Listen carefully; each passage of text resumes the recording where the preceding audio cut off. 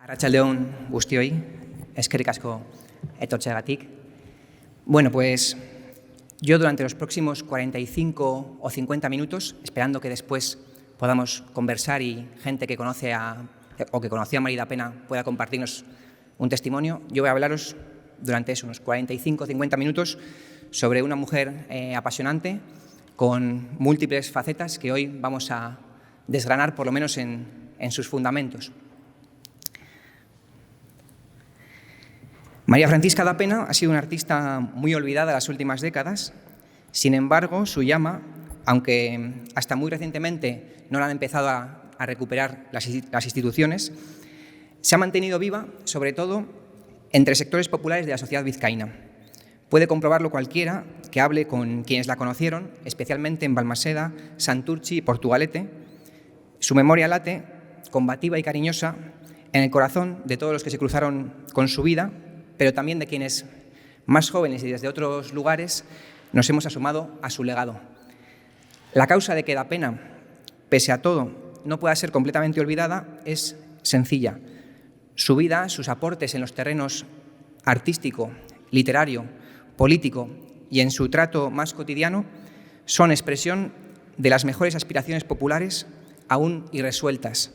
Aspiración a la expansión universal de la cultura, al fin de las guerras, al fin de la opresión de los países empobrecidos, al fin del dominio del capital y de la demagogia política, al fin de la opresión de las mujeres, al fin de todo abuso. Aspiración a la prosperidad colectiva, a la vida humana en armonía con el resto de la naturaleza, a la auténtica democracia, al desarrollo intelectual y creativo de todos los individuos. Estos deseos, por más que se pisoteen o se enmascaren con superficialidades, no se extinguen ni en las épocas más violentas ni en las de más triste desmemoria y desorientación. Y sus representantes, como María Francisca, entre tantos otros, no se apagan ni aunque sean reducidos a rescoldos bajo un manto temporal de olvido. Ella sabía que la solución a todos los dilemas que enfrentaba, que el camino de sus aspiraciones sociales era el comunismo. Tal proyecto no atraviesa hoy sus mejores años en Occidente, no así en otras partes del mundo que se desarrollan rápidamente. Yo por ello quiero traer a colación dos cuestiones. Una es un hecho, la historia aún no se ha detenido, y la otra es una hipótesis un poco provocativa. ¿Y si la historia, en su movimiento, con todos sus quiebros dolorosos, se encamina indefectiblemente a darle la razón a María Francisca? Ella se entregó de un modo u otro a aquello en cuanto creía durante toda su vida. Y si hacemos un balance desde un punto de vista estrecho, podemos decir que apenas paladeó victorias. Pero el sentido de su actividad no venía dado por este o aquel logro temporal. Sería imposible explicar así su vida, todas las complicaciones en las que se introdujo. Sus actos vinieron marcados por aquello que humanamente se sabía comprometida a hacer, y su victoria fue en realidad su esforzada actuación apegada a los principios. Y cualquier otro camino le hubiese resultado tremendamente desagradable y doloroso. Y por ello, quien se asoma a las huellas que dejaron sus pasos, ve despertar dentro de sí un sentimiento de admiración, un sentimiento de descubrimiento, un sentimiento de inspiración movido por un buen ejemplo. Y si uno camina un poco junto a Da Pena, de pronto la historia parece más cruda y más dura, pero también más clara, y unas cuantas telarañas que de manera insulsa enredan la vida presente son reducidas a su verdadera insignificancia. Y por esto, pues hoy vamos a empezar por el principio. Sobre sus orígenes. Da Pena nació el 16 de marzo de 1924 en un municipio minero del norte de Palencia, Barruelo de Santullán. De allí era también su padre, Bernardo da Pena Gutiérrez. En aquella época, Barruelo se encontraba en crecimiento económico y llegaría a los 9.000 habitantes antes de la guerra. La familia da Pena Rico vivía alrededor de 1930 prósperamente. Bernardo tenía una fábrica de productos químicos, de droguería, donde sin duda debieron trabajar empleados. También comerciaba con productos de farmacia, medicina y perfumería. Lo sabemos por sus memorias escritas.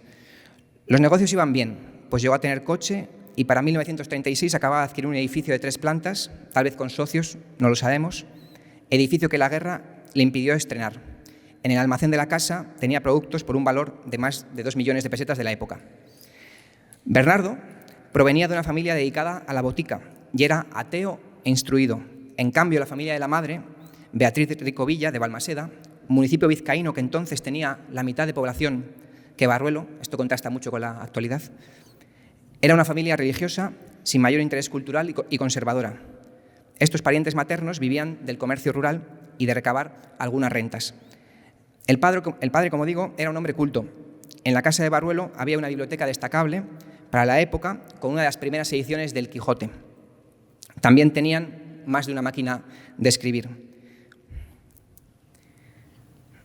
No obstante estas comodidades, la familia Dapena Rico no era ajena a los problemas de los trabajadores y a la lucha por el progreso de la República. Su tío paterno, panadero, confitero, Francisco Dapena, se había afiliado al UGT en 1923 y era alcalde socialista de Barruelo desde 1931.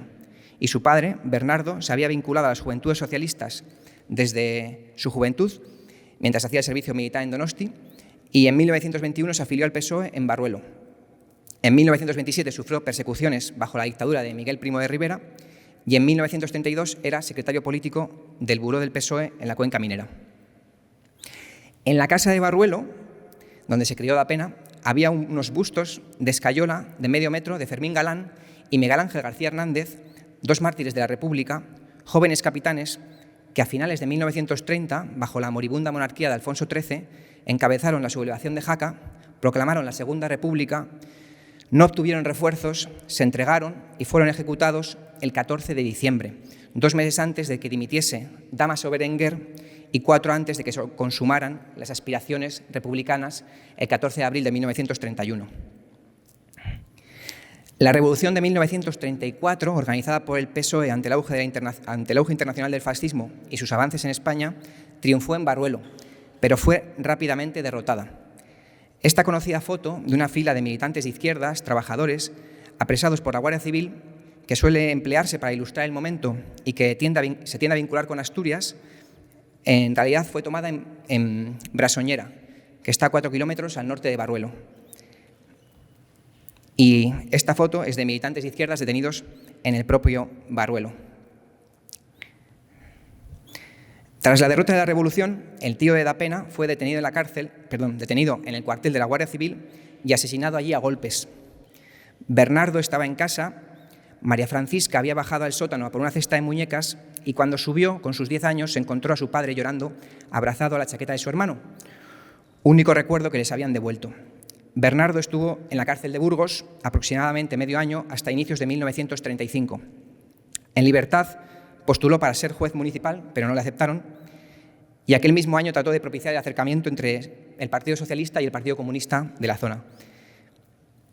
El cuerpo de su hermano, unos meses más tarde, fue conducido a un panteón donado por los trabajadores.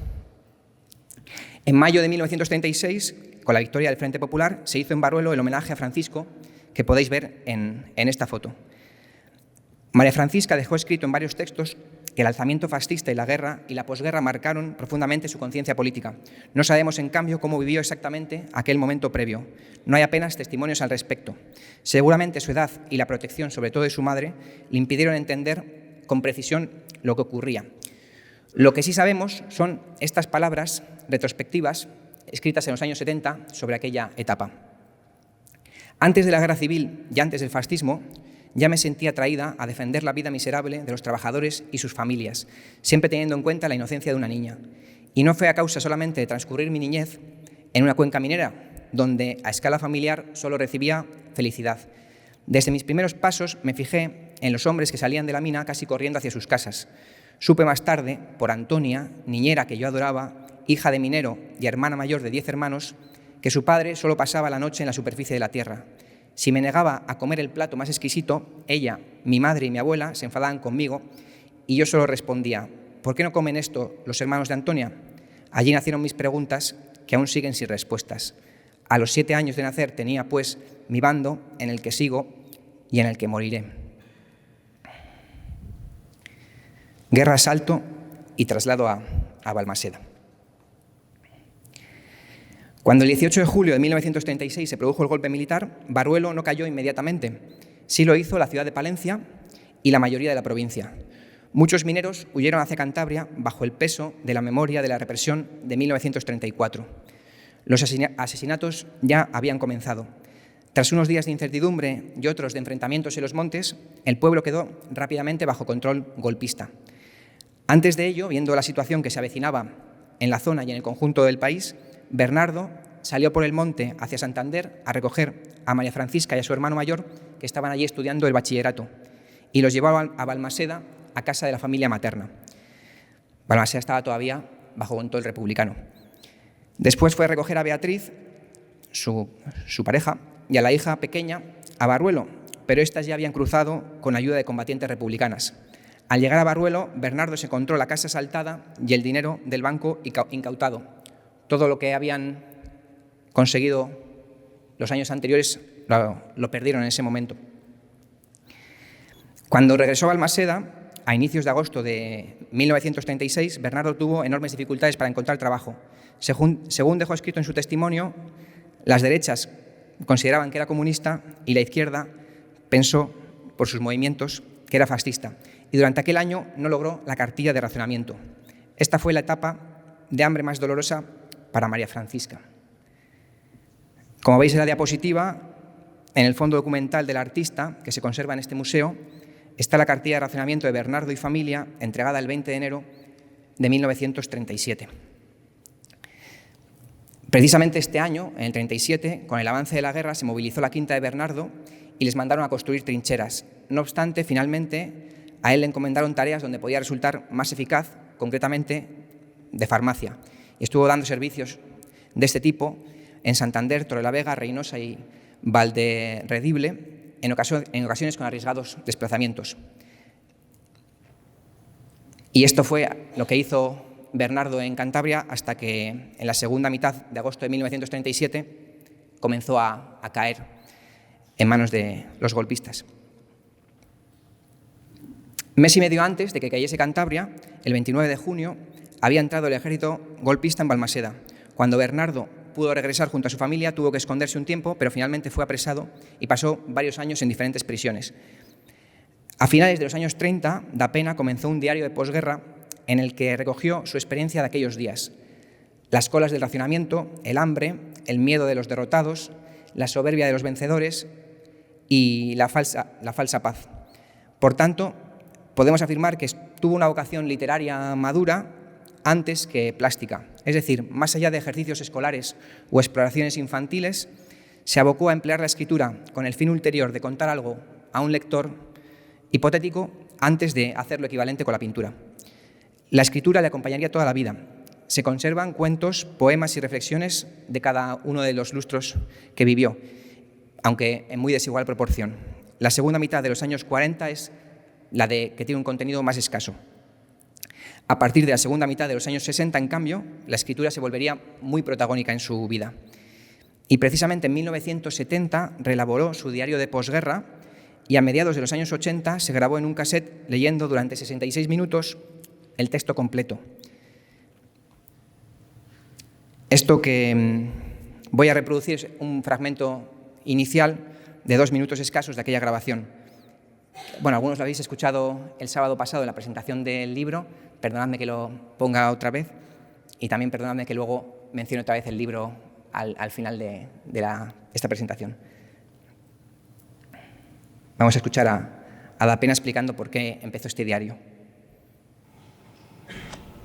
Ignoro si es bueno o malo plantear los hechos de un modo distinto a como se plantean desde yo que sé el tiempo. La cuestión es que soy extraña, lo mismo ante mi madre que ante toda su familia, más conservadora que ella. Soy un ser al cual se debe vigilar, y más ahora, en una época de venganzas atroces, por mi propia seguridad y la de aquellos que me rodean.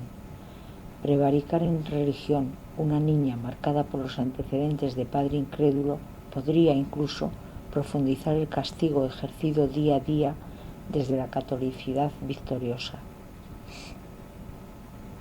Por compartir este temor, aunque parezca contrasentido, me veo a mí misma más cobarde de lo que en realidad soy. En voz muy baja, solo a mi madre confieso mis conclusiones, casi siempre sobre la vida, la patria y Dios. No quiere oírme, teme que su oído me otorgue confianza y siempre acaba tapándome la boca. Por ello he decidido escribir, en la medida que me sea posible, hechos que me tocan vivir entre madre y hermanos, entre censura represora fuera y censura de miedo dentro. Un cuadernillo de papel amarillento y vasto con el desangelado dibujo de un balandro deportivo en la portada. Me ha costado 15 céntimos, todos mis ahorros. Pertenezco a una familia de vencidos y saqueados, con un padre sin... Muy bien. Pues lo que os he resumido es la etapa de la vida de Da Pena hasta los 16 años. Y aquí, a inicios de los 40, es cuando empieza a dedicarse a la pintura. Aquí, en esta imagen, probablemente de alrededor del año 44, está ella con su hermana y unas amigas en Balmaseda. Todas las diapositivas que comparta que tienen un punto verde arriba es porque son imágenes de obra que localizó, fotografió y catalogó Enara Irachagorria, que está aquí presente, con la beca BBK Museo que ha mencionado Miriam y que muy generosamente me ha compartido para completar esta exposición, así que muchas gracias y ahí está reflejado. En la primera mitad de los años 40 lo que podemos encontrar son dibujos siempre realistas de escenas que rodeaban a María Francisca, a menudo bodegones, paisajes, retratos, también autorretratos. Aquí tenemos un ejemplo, sería probablemente de sus primeros paisajes de 1941, con 17 años, un autorretrato. En Balmaseda estaba entonces Roberto Rodet Villa, que era un pintor formado en la Escuela de Artes y Oficios durante 1929-1934, que dominaba muy bien la técnica, que ya tenía experiencia, que había expuesto en varias ocasiones y que había oído hablar de una joven incipiente artista que estaba dando sus primeros pasos en este terreno. Y sabemos por el diario de Da Pena que en 1944 pues, se acercaron mutuamente y en concreto en noviembre, a finales de noviembre de 1944, Da Pena visitó por primera vez el estudio de un artista, que fue el estudio de Rodet Villa, con quien aprendió las primeras cuestiones técnicas, digamos, de manera más profesional y también con quien conoció el Museo de Bellas Artes y se aproximó de una manera más exhaustiva al arte. Aquí este cuadro es parte de la colección del museo, de 1949. Pues gracias a Rodet Villa y gracias a este propio museo y su colección, a mediados de los años 40, Da Pena empezó a instruirse a través primero de la propia pintura vasca, ¿no? Bueno, Aurelio Arteta, Tella Eche. Diría que hay algunos cuadros donde se nota cierto salto técnico de ella, que probablemente tengan que ver con esta colaboración, con esta ayuda, con esta enseñanza mediada por Rodet Villa. Aquí podéis ver al artista en 1947.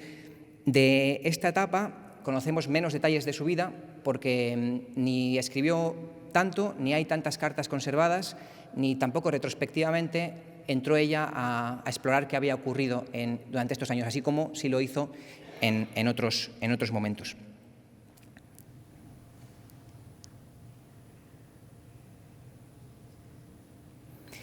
Y bueno, aquí veis en la foto a María Da Pena con su marido, Gonzalo Villate, Pepe para la familia, para los amigos.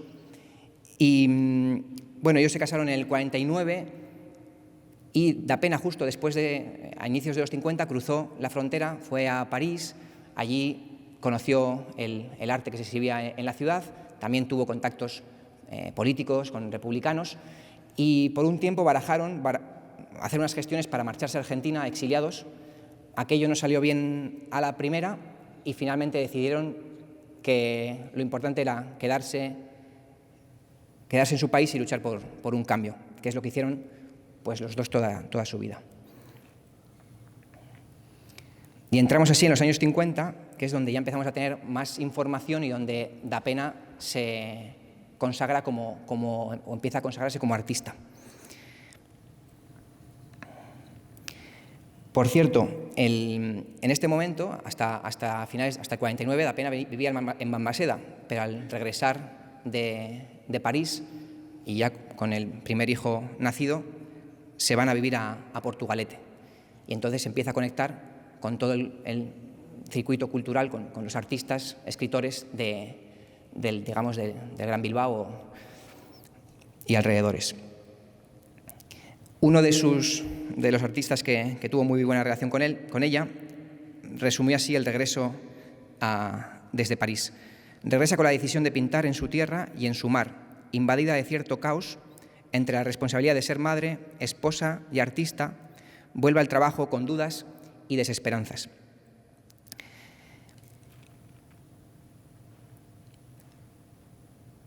Bien.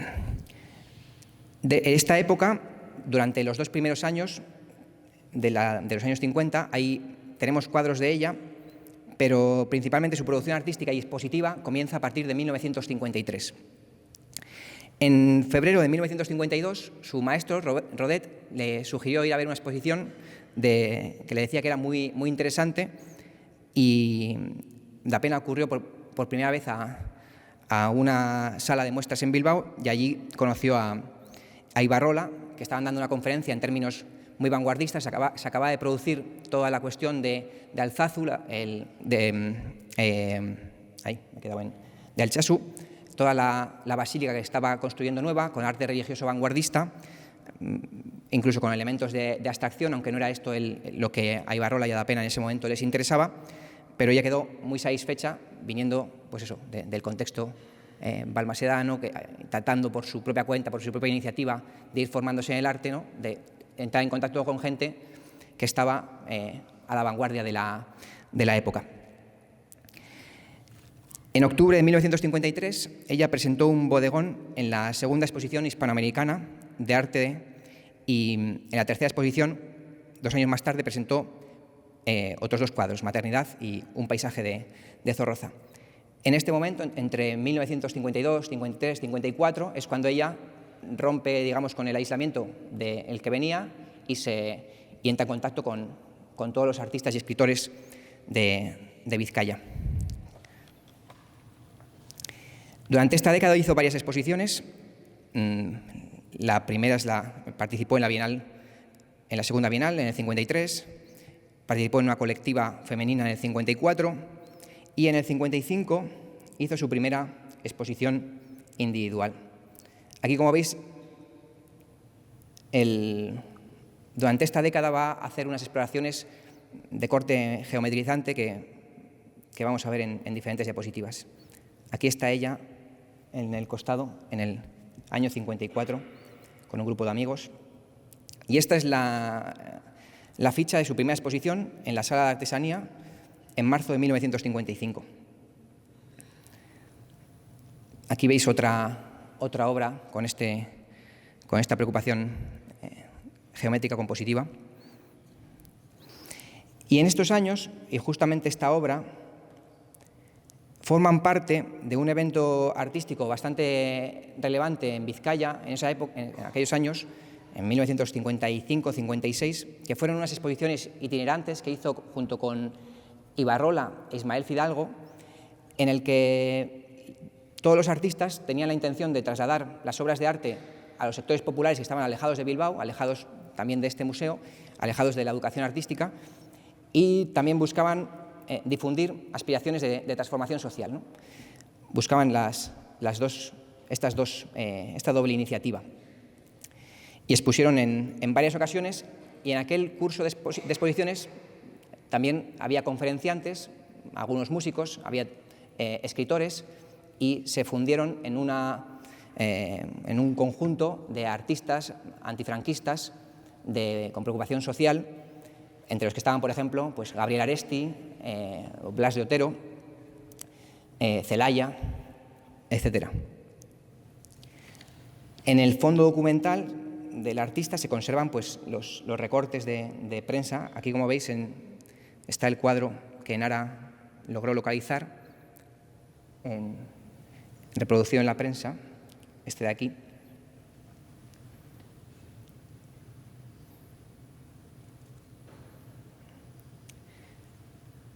Da Pena, esta es la licencia de moto de Da Pena para que la veáis en el año 58.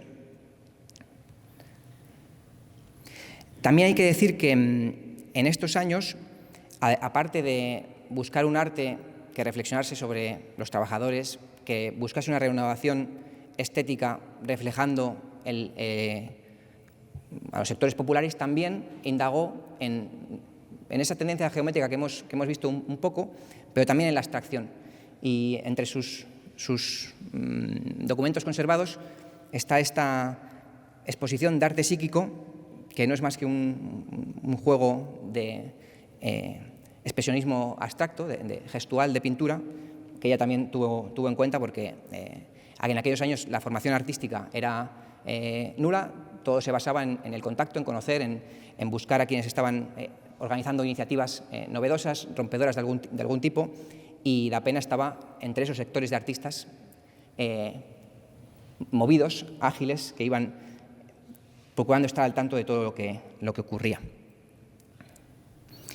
Hay una cosa de los años 50 que conviene, yo creo, tener en cuenta, que es la relación entre la maternidad y el arte en Da Pena y lo que pudo suponer para ella.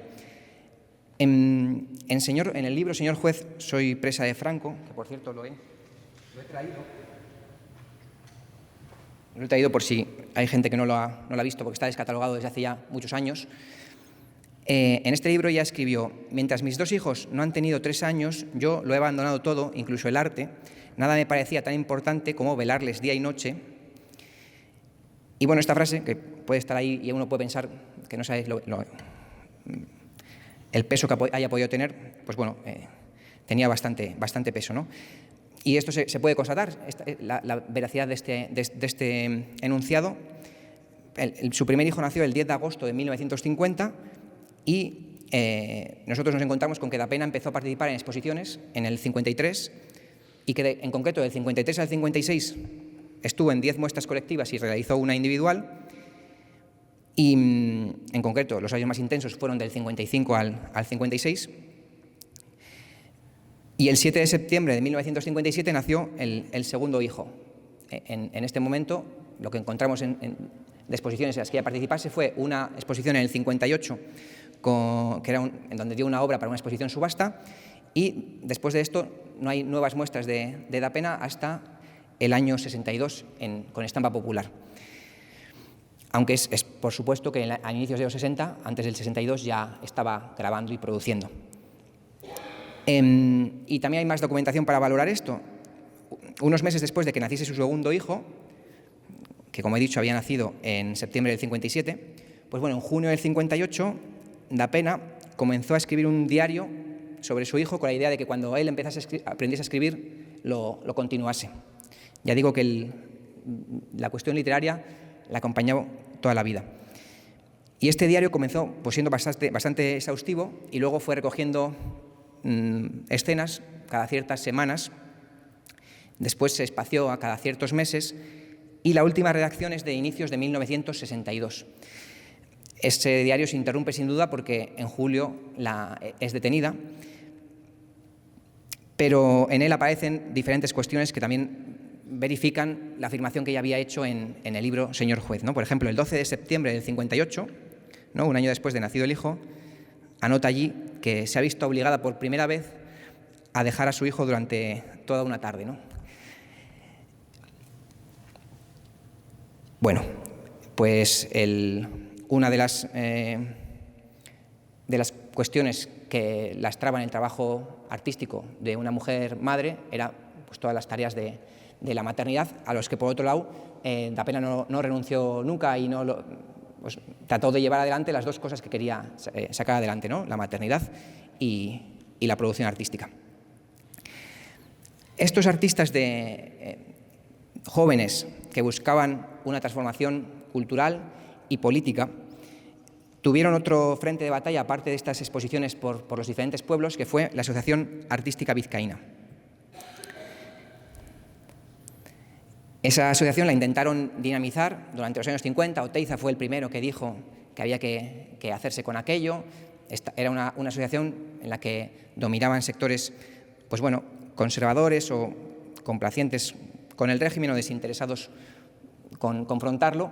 y los artistas más activos querían dinamizar este espacio y generar lugares donde reunir a trabajadores, además de artistas, escritores, y a través de la discusión cultural introducir la discusión política e ir generando un movimiento democrático antifranquista. Aquí en esta foto está Da Pena junto con el poeta cántabro Julio Maruri, que había llegado a Bilbao en 1956 y que había conocido pues, a Oteiza, a Ibarrola, a Blas Otero y, por supuesto, también a Da Pena.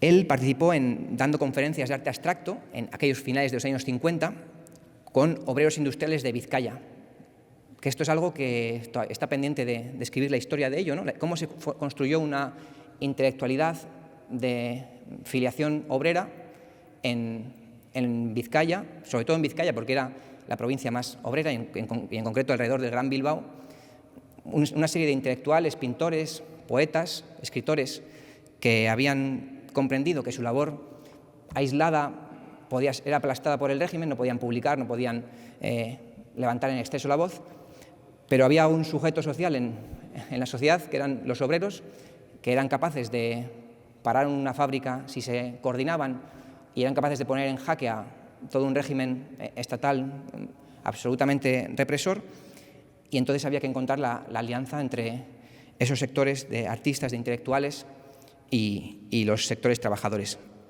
y aportarles el conocimiento que ellos tenían y organizar esa fuerza obrera. Bueno, la historia de esta intelectualidad de filiación obrera de los años 50 en Vizcaya, cómo se formó y luego cómo se disgregó en los años finales de los 70, es una tarea pendiente de escribir. Y fue un evento cultural y político relevante, detrás del cual hay muchos fenómenos. Pues uno de los fenómenos es esta publicación de 4 poetas de hoy, que publicó la Asociación Artística Vizcaína al fuego de estos conflictos, y también en la misma época surgían los grupos de estampa popular por todo el Estado, desde finales de los años 50, reclamando un arte realista que mostrase varias cuestiones. Por un lado, los problemas populares, los problemas de los obreros, de los pescadores, de los campesinos, y al mismo tiempo también que mostrase en imágenes que ese sector que estaba siendo vapuleado, que tenía salarios ínfimos, que no tenía prácticamente acceso a una vivienda o que vivían en chabolas aquí en Bilbao, ese sector podía organizarse, podía ser una fuerza. Y entonces el arte, de hecho era todo un debate en el realismo de la época, si la tarea del artista era reflejar sufrimientos, injusticias y padecimientos, o eso, y además orientar, mostrar la capacidad de organización de la clase obrera, mostrar que se puede construir otro país, es decir, mostrar en imágenes un futuro, un proyecto para cohesionar a ese sector golpeado, pero capaz si se organizaba.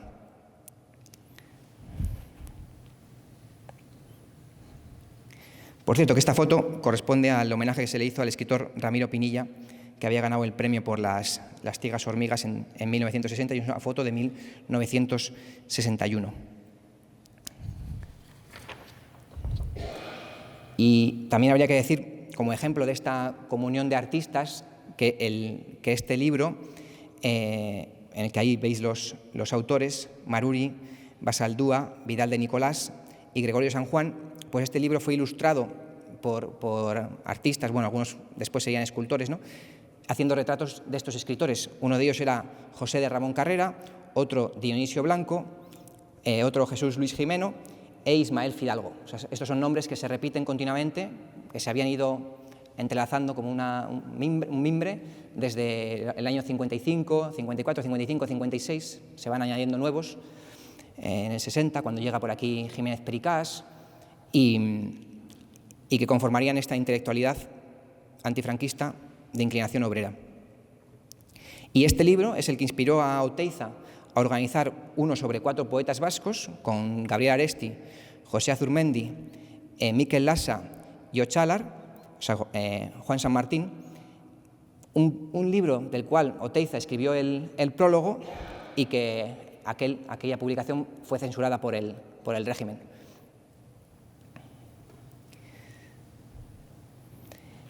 Y para mostrar un poco la comunidad de puntos de vista entre los escritores, pintores en aquellos años, os voy a leer dos cosas.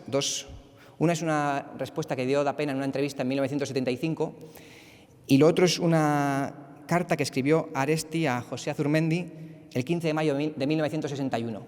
Están un poco separados en el tiempo, son 14 años. Da Pena no pudo conocer la reflexión de Aresti, pero Da Pena y Aresti compartieron muchos encuentros y conversaciones y creo que es interesante ver esta comunidad de ideas. Decía Da Pena en esta entrevista del 75, a mí que tengo obra social y de la otra, o sea, de la otra es la no social, la que no es, la que está más centrada en exploraciones formales, dice, me preocupa mucho el que un cuadro social sea adquirido por un señor para su palacio. ¿Te das cuenta? Un campesino de la remolacha o un hornero de Altos Hornos colgado de por vida en el muro de un latifundista o de un capitán de industria resulta demencial a menos que el latifundista o el capitán sean masoquistas. Con este destino, el arte social deja de pertenecer al pueblo a quien debe ir destinado. Bueno, pues en mayo del 61 le escribía Aresti a Azurmendi una carta, que podemos conocer, pues están publicadas las cartas de Aresti, y le decía lo siguiente, quisiera hacer una poesía para el pueblo. Es una cosa aburrida saber que mi poesía es un instrumento de juego para algunos burgueses. Veo a un burgués vasco y exiliado y patriota cómo vuelve a casa y allí para descansar de su trabajo cotidiano, mientras bebe su whisky y oye la música de Bach, lee un vizcaitarra de Aresti. Y eso, mi amigo, me produce náuseas. Bien, pues en Estampa Popular coincidieron fundamentalmente los tres artistas que veis ahí arriba, Dionisio Blanco, Da Pena y Agustín Ibarrola, y fueron acompañados por los poetas y escritores a la hora de hacer manifiestos, escribir ensayos, explicar qué era el realismo y qué papel podía jugar en el arte y en la lucha cultural antifranquista. Y de esta época data pues, la producción de grabados de Da Pena, de inicios de los años 60. He traído aquí algunos ejemplos y, bueno, no obstante, hoy no se puede visitar porque el museo está cerrado, pero aquí arriba, en esa sala de ahí, al fondo, hay una exposición de grabados que han sido donados al museo hace poco y que permiten ver pues de primera mano, creo que son 8 o 9, no recuerdo la cantidad de grabados, pero uno se puede hacer una idea de cómo era la obra de Da Pena. Esta foto es de 1962, probablemente en Madrid, en un viaje a raíz de los grupos de Estampa Popular, y la he traído porque está Da Pena detrás de una verja y poco después sería detenida.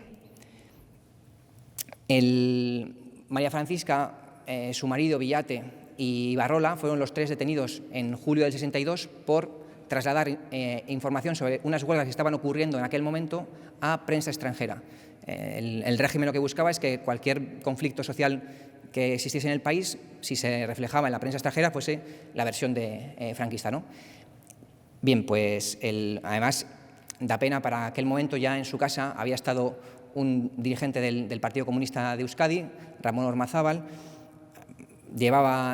Su casa había sido durante la segunda mitad de los años 50 un espacio de reunión de estos artistas antifranquistas que, por supuesto, hablaban de arte, hablaban de la vida, hablaban de todo. También se hablaba de política.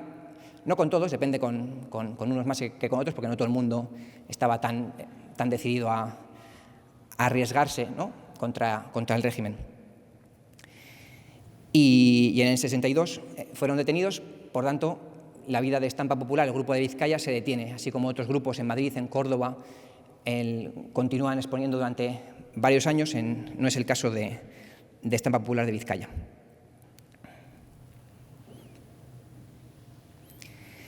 Y entonces, cuando Da Pena entró en la cárcel, tenemos os he traído aquí un bodegón de cartas del 64, porque en el archivo, en el fondo documental que ha donado recientemente la familia al museo, se conservan más de unas 800 cartas de ella, desde antes de que naciese, porque algunas son de la familia, hasta su fallecimiento.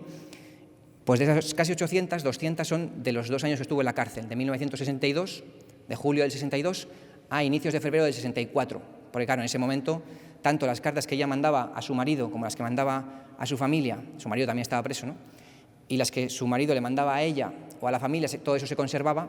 Entonces, en estas cartas, que las hay de todo tipo, hay que tener en cuenta que son cartas que están escritas sabiendo que van a pasar por la censura, o sea, por la censura de la cárcel, ¿no? Por tanto, no pueden ser muy comprometedoras. No puede uno poner, si hay algo reprochable, no puede aparecer en esa carta, porque dan tacos de atención. Entre otras cosas, te prohíben enviar cartas durante un mes, y durante un mes tu familia no sabe de ti y no sabe qué te está pasando siquiera, ¿no? Podían enviar una carta a la semana nada más, salvo algunos festivos, algunas excepciones que les dejaban enviar alguna otra. Y por otro lado, esas son cartas también autocensuradas, porque tanto la presa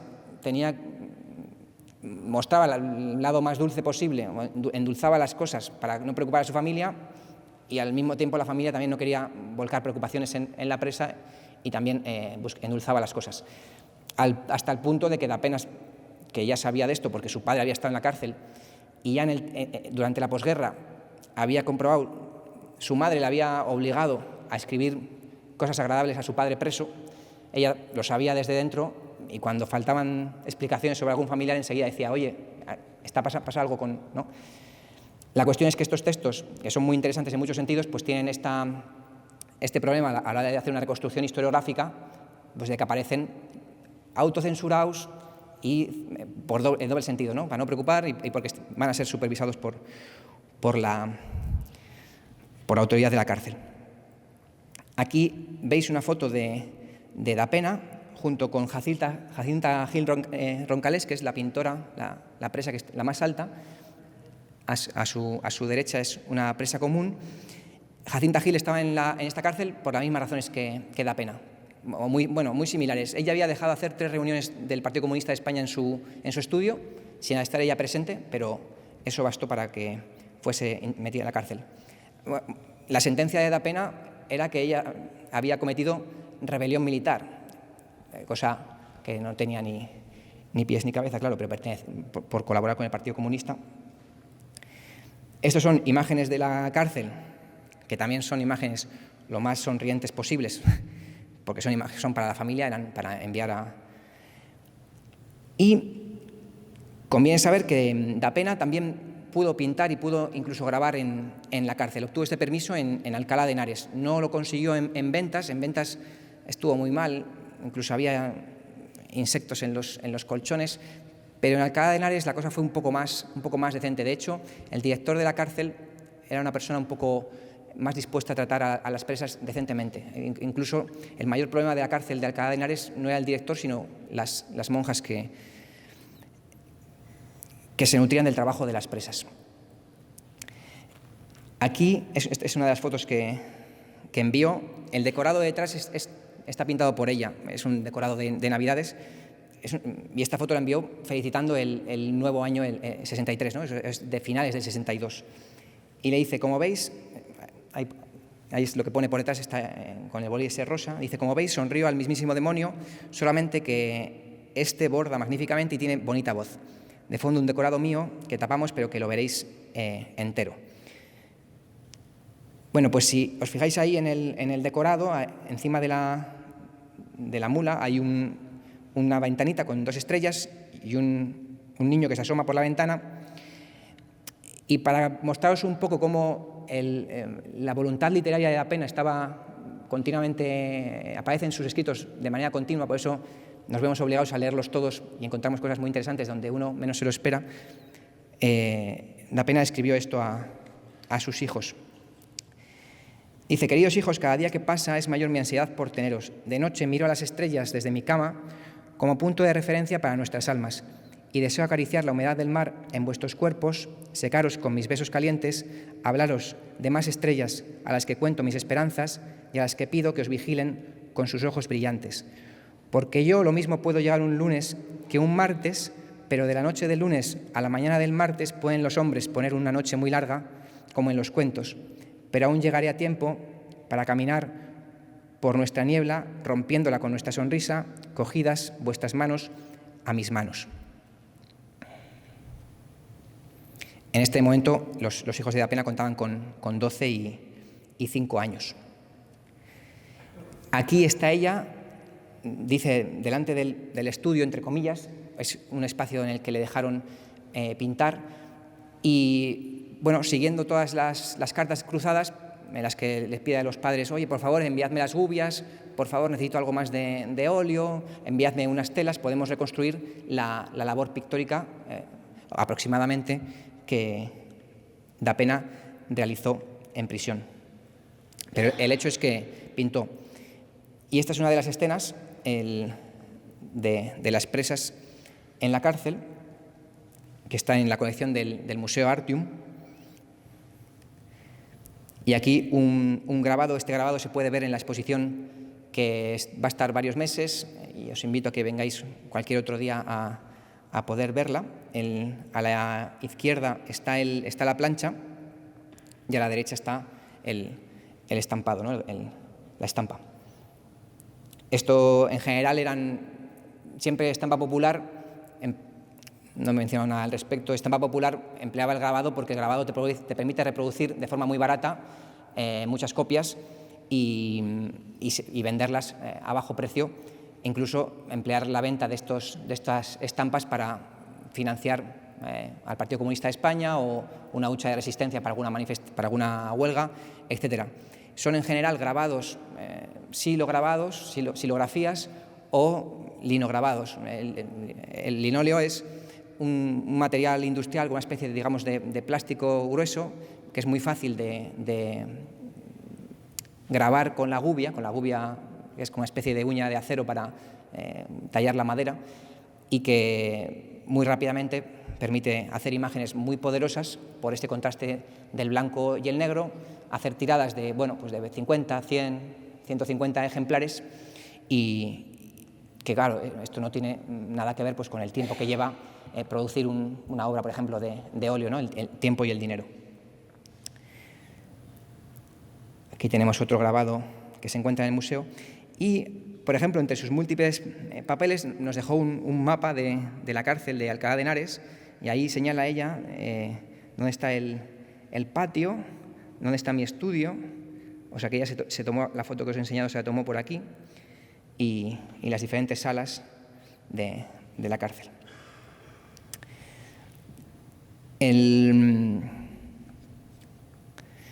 Este es el certificado de liberación condicional. Cuando ella salió el 4 de febrero no tenía la libertad plena, sino la condicional.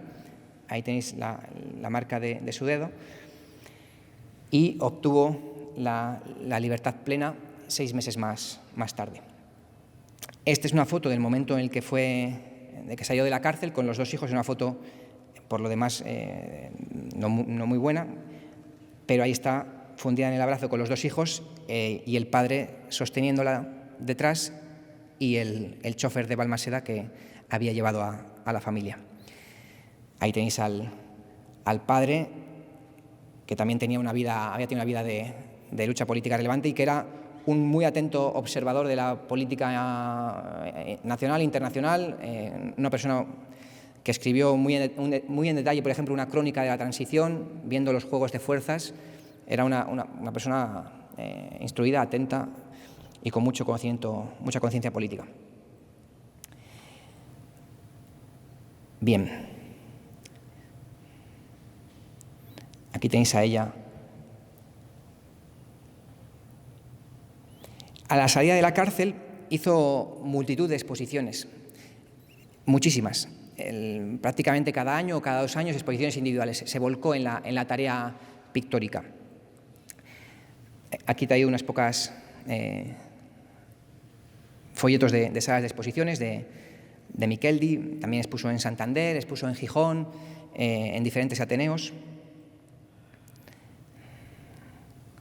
En general, lo que exponía en aquel momento eran cuadros, a menudo cuadros vinculados a la experiencia de la cárcel, presas en diferentes situaciones y grabados, es lo que en todos sus folletos es lo que solía exponer. Y en aquel momento, en el año 1966, como ha comentado Miriam, se fundó por una iniciativa no de una sola persona, sino de diferentes artistas, la Escuela Vasca de Arte. Que la Escuela Vasca de Arte, en la cabeza de cada artista había un proyecto distinto. La concepción de Ibarrola de la Escuela Vasca de Arte era una, la de Oteiza era otra, otros se sumaron un poco porque estaba allí Oteiza empujando para que la cosa avanzase, digamos con menos conciencia, pero bueno, todos estaban de acuerdo en que el arte vasco tenía una presencia que había que reivindicar y que además la cultura tenía un papel que jugar, que no era solamente someterse a los dictados del régimen, y que hacer exposiciones con un arte transgresor de diferente manera, porque cada uno entendía lo que debía ser un arte transgresor de diferente manera. Había en la Escuela Vasca, en Vizcaya, un sector realista vinculado a los obreros, el campesinado y demás, pero también había en la Escuela Vasca un sector más formalista en donde lo que quería hacer era un arte abstracto, que es lo que consideraba que era el arte más libre, ¿no? En la Escuela Vasca también había entonces debates importantes. Pero todos ellos estaban decididos a organizar cosas, los artistas, sin contar con el régimen, cansados de los concursos artísticos y deseosos de organizar sus propias actividades. Y en ese marco se organiza la Escuela Vasca, que tiene una vida muy corta, justo por estas diferencias de puntos de vista, tanto entre los diferentes grupos.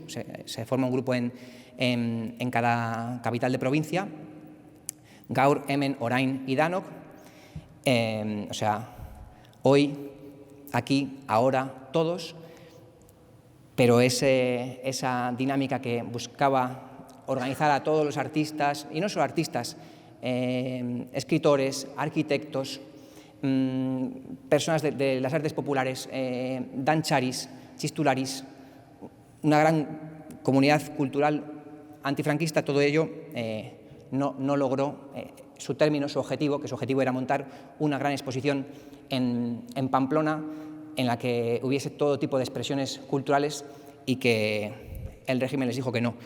Les permitían una exposición de pintura, pero no algo tan digamos, desorbitado. Algo tan desorbitado y organizado por los propios artistas, algo que podía salirse de control. Y en ese grupo Hemen, Dapena fue una de las que se dedicó a la organización del ala izquierda, que eran los artistas con los que se había vinculado desde los años 50, pero finalmente ella se desentendió por disputas al interior del grupo Hemen con un sector más conservador, se hizo a un lado, no aportó obra, pero alguien llevó un grabado de ella a la exposición. Entonces su participación final en la exposición de Hemen fue involuntaria, ¿no?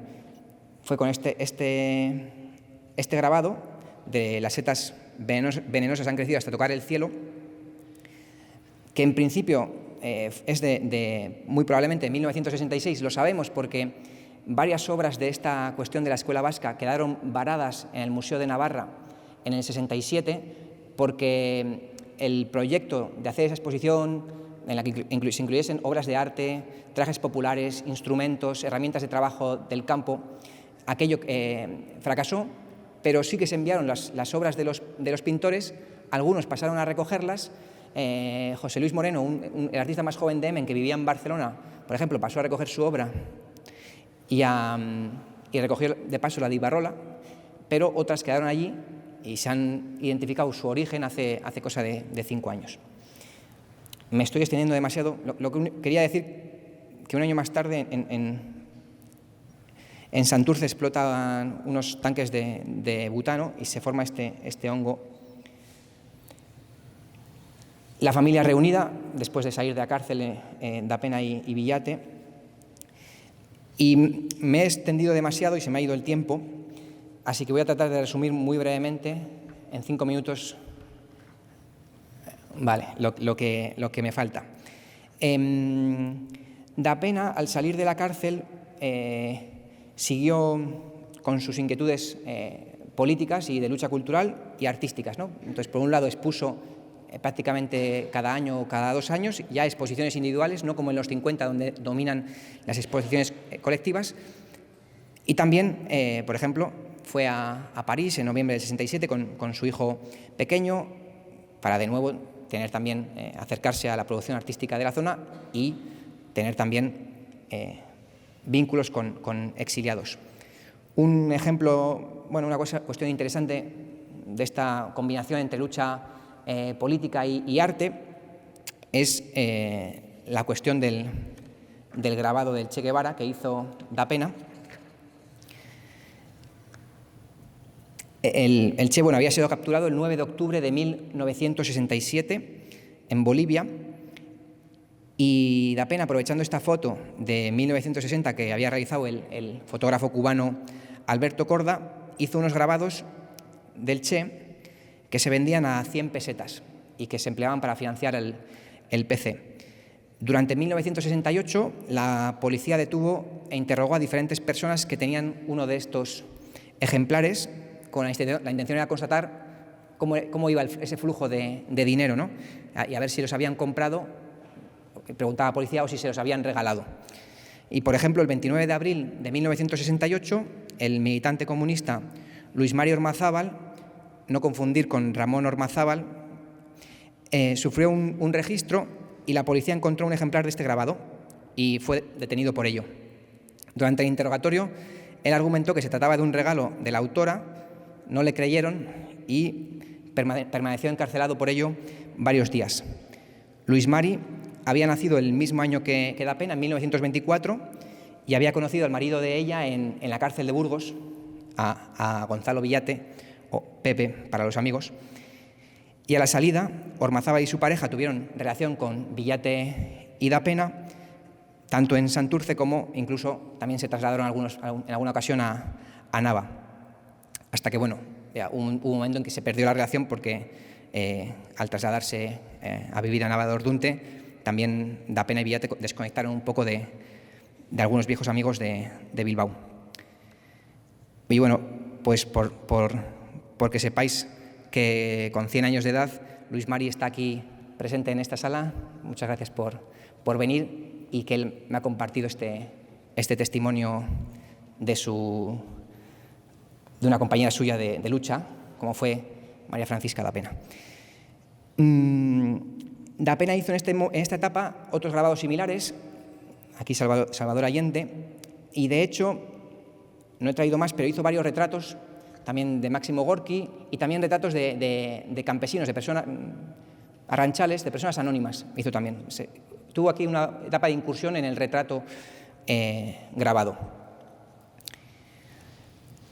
Hay que decir que hay una historia similar a la de Luis Mari, pero con Lidia Falcón y Da Pena. Lidia Falcón y Da Pena tuvieron una relación muy estrecha entre 1968 y 1973.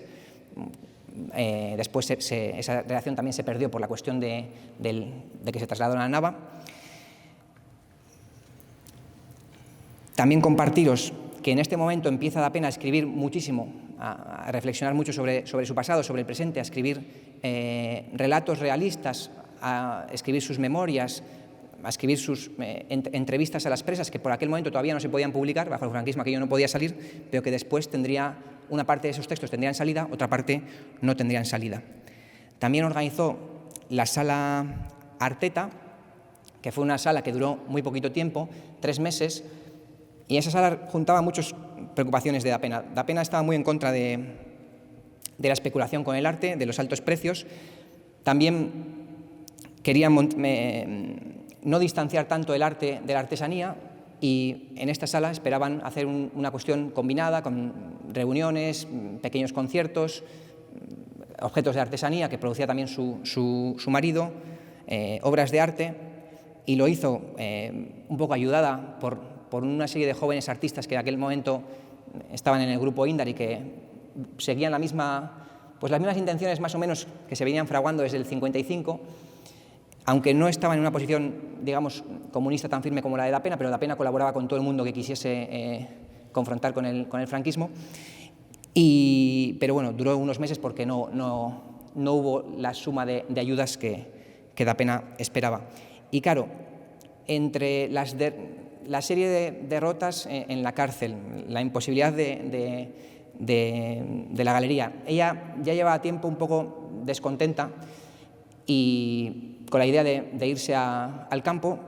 Y después de que la sala tuvieron que cerrarla, aquel verano fueron a la zona de Nava de Ordunte en familia, les gustó el lugar y decidieron trasladarse a vivir allí. Y allí se instaló en 1975, y entonces su obra pictórica da un giro importante, lo mismo su obra literaria y incluso sus poemas. Esto nos lo va a hacer llorar en Ara cuando termine de hacer el estudio al respecto. Pero toda esta intención de unir la lucha política con la creación artística que venía fraguando desde el 55 hasta el 75 aproximadamente, durante 20 años, entre el descontento con los resultados, el rumbo que iba tomando la transición, luego la caída de la combatividad obrera en los años 80, así como eran las primeras huelgas del 57 las que despertaron a los intelectuales y los que dijeron, donde vieron que había allí un sujeto en movimiento, el decaimiento de todo esto en los años 80 hizo que buena parte de la intelectualidad que durante 20 años había estado en aquellos problemas fuese hacia otras inquietudes más centradas en la investigación meramente plástica. Y bueno, Da Pena hizo entonces una producción artística más basada en la naturaleza y con una inspiración onírica, surrealista, y en la cual ya no aparecían estas figuras de los obreros y demás.